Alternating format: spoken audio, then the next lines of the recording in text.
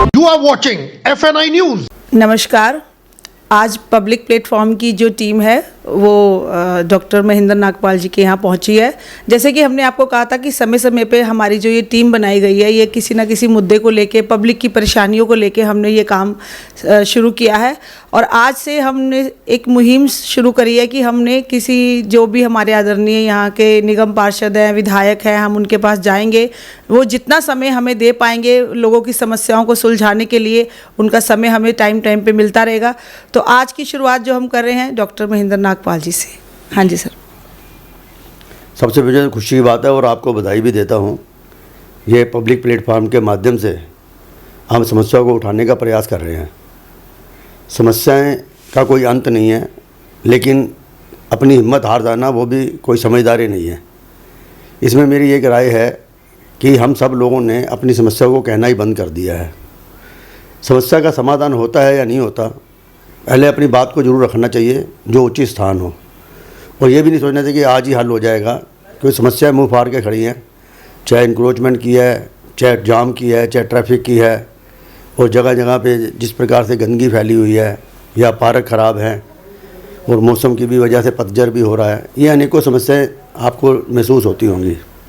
लेकिन मेरा कहना है कि आप 2 या 3 समस्याओं को अगर पहले लेंगे तो ज़्यादा बेहतर रहेगा। कारण क्या है कि समस्या भी हमने ही पैदा की हैं, कोई बाहर से कोई नहीं लाया। अब इन समस्याओं का समाधान तब हो सकता है, पहले तो हमें पता होना चाहिए समस्या का समाधान करने वाला कौन सा व्यक्ति है, किस तक अपनी बात रखनी चाहिए। उसका हमारे पे टेलीफोन नंबर है, उसका ऑफिस मालूम है हमारे को, उसका प्रॉपर नाम क्या है, कौन जेई है, कौन एई है, कौन एक्शन है, कौन एससी है, कोई चीफ है, कौन एडिशनल कमिश्नर है, कौन कमिश्नर है, इन सब के नंबर होने चाहिए। और उसके बाद उनसे बराबर संपर्क बना रहना चाहिए। और कौन सा व्यक्ति इस व्यक्ति से संपर्क करने में सक्षम है। बात रखना भी हर एक के बस की बात नहीं होती, बात को उचित स्थान पर रखना, फिर उससे उसकी जवाबदेही मांगना, ये सब एक प्रक्रिया है। उस प्रक्रिया के अंदर आप एक प्रयास करेंगे। शुरू में कुछ कठिनाइयाँ आती हैं।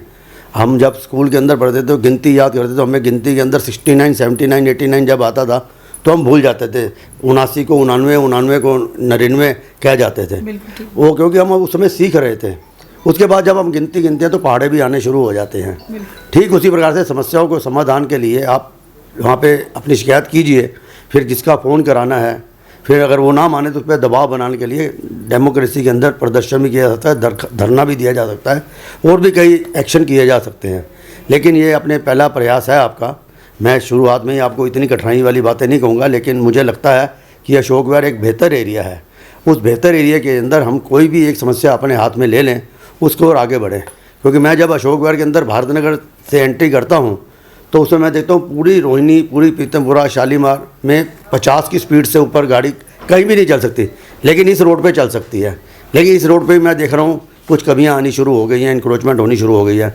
इंक्रोचमेंट है, एक उचित स्थान पे वो बैठा हो, ठीक है, जिसका जो मन करे वो वैसे करने लग जाए, वो भी कोई अच्छी बात नहीं है। जिससे सुंदरता के अंदर और अशोक विहार के जो एक 4 चांद लगे हुए हैं उसके अंदर भी कहीं कमी आती है।